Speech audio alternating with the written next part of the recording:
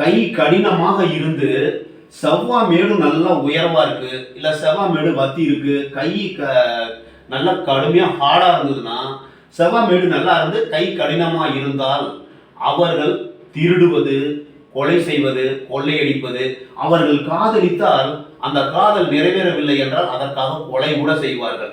இந்த மாதிரி கை கடினமா இருக்கான்னு பாருங்க. ஒரு சில பேருடைய கை கடினமா இருக்கும், அந்த கொலைகார எண்ணம் உண்டாகும்.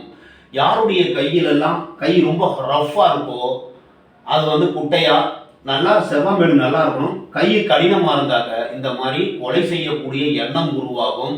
காதல் செய்தால், காதலில் தோல்வி ஏற்பட்டால் கொலை செய்யறதுக்கு தயங்க மாட்டார்கள். திருடுவது திருடுவது தொழிலனா கூட ஒரு டைம் பாஸுக்காண்டி திருடுறது, இந்த மாதிரி எண்ணங்கள் எல்லாம் இந்த செவ்வாய் நல்லா இருந்து கை கடினமா இருந்தா உருவாவதற்கு வாய்ப்புண்டு.